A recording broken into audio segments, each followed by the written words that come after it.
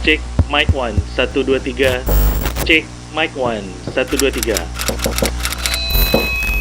Bicara Bincang agama, raih pahala.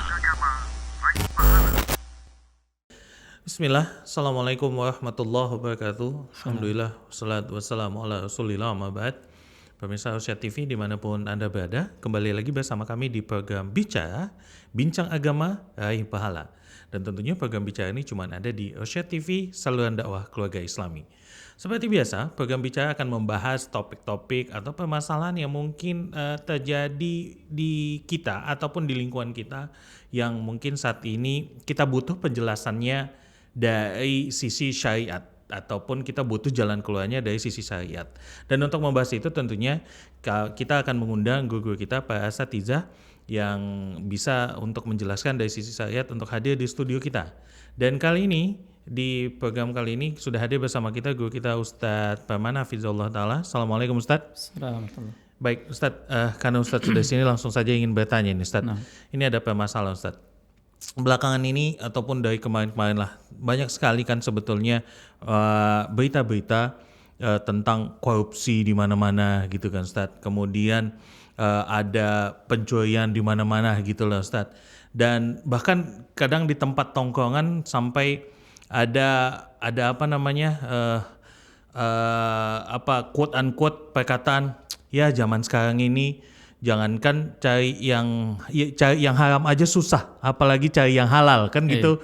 Ada omongan-omongan seperti itu Ustadz. Nah ini sebetulnya seperti apa ini Ustadz? Bahwasanya ada nggak sih bahayanya kalau kita mencari harta yang haram itu, apalagi kalau tadi kan perkataannya cari yang haram aja susah, apalagi yang halal gitu Ustadz. Itu penjelasannya boleh nggak Ustadz diberikan pada kita?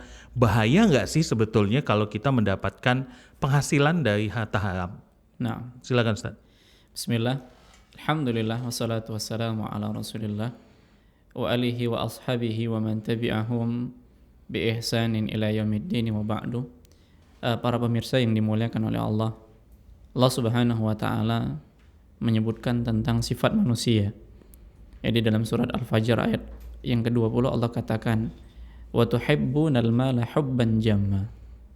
Dan kalian mencintai harta itu dengan kecintaan yang sangat. Artinya memang ini sifat manusia, mencintai harta. Ya Allah Subhanahu wa taala sudah jadikan kecintaan pada harta. Ya sehingga ketika kecintaan pada harta ini lebih dominan, lalu dia tidak memperhatikan dari sisi syariatnya, maka segala cara dia akan laksanakan untuk mendapatkan harta itu. Padahal Allah Subhanahu wa taala telah menjelaskan kepada kita untuk makan dari harta yang halal lagi baik. Di dalam surat Al-Baqarah ayat 168 Allah katakan ya ayuhan nas kulu mimma fil ardi halalan thayyiba wa la tattabi'u khutuwati syaitan innahu lakum aduwwum mubin. Wahai manusia, makanlah dari yang kulu mimma fil ard, makanlah dari apa-apa yang ada di permukaan bumi ini yang halal lagi baik. Yang halal lagi baik. Halal artinya cara memperolehnya, ya kemudian baik dari sisi apa? Dari sisi zatnya. Dia tidak najis, dia tidak kotor. Wala tattabi'u khutuwati syaitan, dan janganlah kalian mengikuti langkah-langkah syaitan. Artinya apa? Ketika seseorang itu makan dari harta yang haram, makan dari sesuatu yang najis, yang kotor, maka mereka mengikuti langkah-langkah syaitan. Ini sifat orang-orang yang mengikuti langkah-langkah syaitan ketika dia tidak peduli lagi dari mana dia mengambil hartanya, dari mana dia makan makanannya. Naam, innahu lakum aduwwum mubin. Sesungguhnya syaitan itu musuh yang nyata bagi kalian.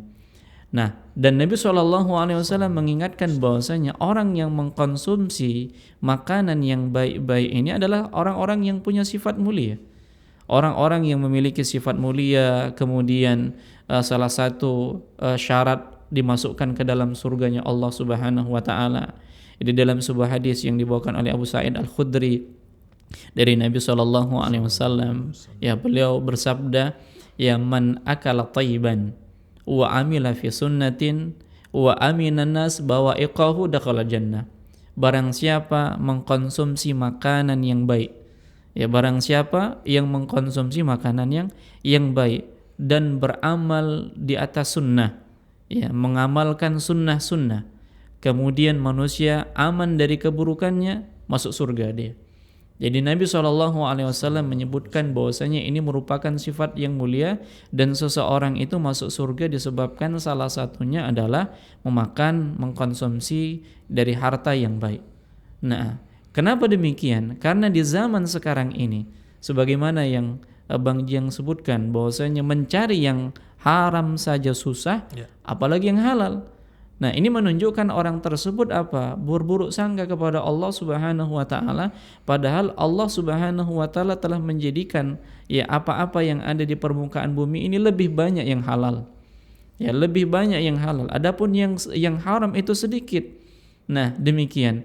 Nah, Nabi SAW mengatakan la ya'tiyanna 'alan nasi zamanun la yubalil mar'u ya bima akhadhal mal amin halalin amin haramin. Akan datang suatu zaman di mana seseorang tidak peduli lagi dari mana dia mengambil hartanya, apakah dari sesuatu yang haram ataukah dari sesuatu yang halal. Maka ini kembali lagi kepada sifat yang pertama tadi, wa tuhibbunal mala hubban jama. Ya, kalian mencintai harta dengan kecintaan yang sangat. Nah, ketika mereka mencintai harta dengan kecintaan yang sangat ini, pada akhirnya mereka tidak peduli dari mana mereka mengambil hartanya. Apakah dari harta yang halal ataukah dari harta yang haram. Artinya ini sesuatu yang sudah memang diindikasikan oleh Nabi. Disampaikan oleh Nabi 1400 tahun yang lalu akan datang suatu zaman demikian. Dan boleh jadi salah satu zamannya zaman sekarang. Ya, begitu mudahnya orang korupsi, dia tidak peduli.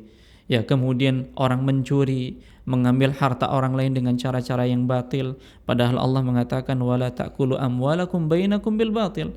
Dan janganlah kalian mengambil harta di antara kalian dengan cara-cara yang batil. Suatu ketika Nabi SAW ya memanggil para sahabat ya dari Hudzaifah ibn Yaman. Lalu mereka pun berkumpul di hadapan Nabi SAW. Lalu Nabi SAW mengatakan, sungguh ya Jibril menyampaikan kepadaku. Ya, Jibril menyampaikan kepadaku, sesungguhnya ya suatu jiwa dia tidak akan mati sampai rezekinya dilengkapi atau disempurnakan oleh Allah Subhanahu wa taala meskipun lambat turunnya. Ya, oleh karenanya bertakwalah kalian kepada Allah Subhanahu wa taala. Ya, bertakwalah kalian kepada Allah Subhanahu wa taala dan carilah ya rezeki Allah Subhanahu wa taala dengan cara-cara yang baik. Fa ajmilu fit talab. Bersahajalah, sederhanalah di dalam mencari rezeki. Ya, akhdul halal wa tarakul haram. Ambil yang halal dan tinggalkan yang haram. Nah, demikian. Dan rezeki Allah Subhanahu wa taala tidak akan bisa diperoleh kecuali dengan ketaatan kepada Allah Subhanahu wa taala. Nah, kalau kita menginginkan rezeki dari Allah Subhanahu wa taala, hal itu tidak akan bisa kita dapatkan kecuali dengan mentaati Allah Subhanahu wa taala. Dan rezeki itu cepat atau lambat kalau kita belum meninggal dunia masih diberikan oleh Allah Subhanahu wa taala. Nah, kemudian disebutkan bahwasanya ketika seorang tidak lagi peduli dengan rezekinya, dari mana dia mengambil, apa dampaknya? Ya, apa mudaratnya? Apa konsekuensinya? Di sini kita sebutkan dua. Di antaranya apa? Yang pertama, Allah Subhanahu wa taala tidak akan menerima doa seseorang atau ibadah seseorang yang di dalam tubuhnya itu ada harta haram. Nabi SAW mengingatkan ada seorang laki-laki. Ya, ada seorang laki-laki yang dia safar, kemudian rambutnya acak-acakan berdebu, tangannya menengadah ke atas langit, lalu dia mengatakan ya Rabbi ya Rabbi. Para ulama menjelaskan bahwasanya ya orang ini pada dasarnya dari kondisinya itu sudah ada tanda-tanda doanya dikabulkan oleh Allah. Yang pertama dalam safar. Kita tahu bahwasanya doa yang akan dikabulkan oleh Allah dalam kondisi safar. Kemudian yang kedua dengan menengadahkan tangan ke atas langit, di mana Allah Subhanahu wa taala malu ketika hambanya berdoa mengangkat tangan kemudian mereka tidak mendapatkan apa-apa. Kemudian yang ketiga dia menyeru ya nama dari nama-nama Allah Subhanahu wa taala, bertawasul dengan nama-nama dan sifat-sifat Allah, ya Rabbi ya Rabbi. Nah, padahal dari 3 syarat-syarat doa ini akan dikabulkannya doa ini lebih jauh lagi, lebih mengenal lagi. Tapi kata Nabi SAW, ya, adapun makanannya, minumannya, pakaiannya ini dari harta yang haram dan dia tumbuh dengan harta yang haram, lalu bagaimana doanya akan dikabulkan oleh Allah Subhanahu wa taala? Maka hendaknya kita introspeksi diri. Kalau selama ini kita banyak berdoa namun doa kita belum dikabulkan oleh Allah Subhanahu wa taala, maka lihat apakah ya dari doa-doa yang kita panjatkan ternyata dimasukkan ke dalam diri kita sesuatu yang ya haram, dilihat oleh syariat, sesuatu yang diharamkan oleh Allah Subhanahu wa taala. Inilah salah satu penghambatnya. Kemudian yang kedua, ya, faktor kemudian dampak buruk dari harta haram, maka dia terancam dengan dimasukkan ke dalam neraka. Nabi SAW mengatakan kepada Ka'ab bin Ujrah, ya Ka'ab bin Ujrah, la yarbu lahmun nabata min suhtin illa kanat an-nar awla bihi. Wahai Ka'ab bin Ujrah, tidaklah daging yang tumbuh dari harta yang haram kecuali neraka layak baginya. Ya, hendaknya kita menjaga diri kita. Ya, hendaknya kita menjaga diri kita. Jangan sampai kita mendolimi diri kita dengan memasukkannya ke dalam neraka. Karena apa? Karena kita tidak peduli dari mana kita mengambil harta kita. Dan lihatlah orang-orang yang terdahulu lagi soleh, ketika mereka benar-benar peduli dengan harta yang mereka manfaatkan, makanan yang mereka makan, sehingga mereka tidak mau terkontaminasi dirinya dengan sesuatu yang haram. Maka kita ambil pelajaran dari Abu Bakar As-Siddiq, yang beliau punya seorang hamba sahaya. Ya, punya seorang hamba sahaya. Kemudian beliau memiliki makanan, hamba sahaya ini memiliki makanan. Lalu diberikan kepada Abu Bakar. Yang sebelumnya Abu Bakar pasti bertanya, ya dari mana makanan ini, dari mana dia dapatkan. Kali ini dalam kondisi yang lapar, dia tidak lagi bertanya. Lalu sang budak, sang hamba sahaya ini pun bertanya, menyampaikan kepada Abu Bakar, ya tahukah engkau dari mana aku dapatkan? Maka Abu Bakar mengatakan, dari mana? Ya, sungguh, ya dulu aku pernah berlagak menjadi seorang dukun. Ya, dan aku menyampaikan ini dan itu. Akhirnya, ya mereka bertemu denganku dan aku diberikan makanan. Itulah makanan yang diberikan oleh mereka. Sontak Abu Bakar As-Siddiq ingin mengeluarkan makanan itu dari mulutnya. Dan apa yang dilakukan? Maka dia teringat caranya adalah dengan banyak minum air. Akhirnya dia pun banyak minum air, kemudian memasukkan tangannya ke dalam mulutnya supaya makanannya itu keluar, dan akhirnya dia pun muntah. Ya, akhirnya dia pun muntah. Itu dalam rangka apa? Dalam rangka menjaga dirinya untuk tidak memasukkan sesuatu yang haram. Demikian. Kemudian ada seorang wanita yang solehah, ketika dia memiliki seorang suami pedagang yang sebelumnya ya suaminya itu menikah dengan seorang wanita yang tidak pernah berterima kasih. Apapun yang dibawa oleh suaminya itu merasa kurang. Dan pada akhirnya dia mendapatkan seorang wanita yang dia mengatakan kepada suaminya, wahai suamiku, ya jangan engkau masukkan ya ke dalam rumah kita ini harta yang haram. Karena sesungguhnya kami masih sanggup menahan lapar, namun kami tidak sanggup menahan nerakanya Allah Subhanahu wa taala. Jadi dia berpesan kepada suaminya, setiap kali dia berdagang hendaklah dia jujur, jangan dia menggunakan sumpah-sumpah palsu dalam rangka melariskan barang dagangannya. Lalu bagaimana dengan kita?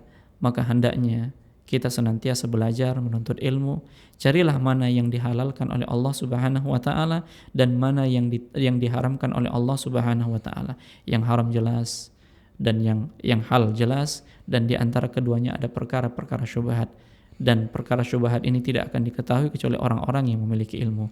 Mudah-mudahan Allah Subhanahu wa taala menjaga diri kita, menjaga keluarga kita dari harta-harta yang diharamkan oleh Allah, dan memberikan karunia kepada kita harta yang halal. Allahu a'lam. Masya Allah, jazakallah ya Ustadz. Ternyata bahaya sekali memakan harta haram ini Ustadz ya. Baik pemirsa Rosyad TV dimanapun Anda berada, itu dia tadi tentang bahayanya harta haram. Semoga ini bisa menjadi benteng buat kita dan juga keluarga agar tidak terjerumus memakan harta yang haram. Baik, dan demikian sudah seluruh rangkaian episode Bicara kali ini, Bincang Agama Raih Pahala. Kita tutup dengan doa kafaratul majelis. Subhanakallahumma bihamdika asyhadu an la ilaha illa anta astaghfiruka wa atubu ilaik. Assalamualaikum warahmatullahi wabarakatuh. Assalamualaikum warahmatullahi wabarakatuh.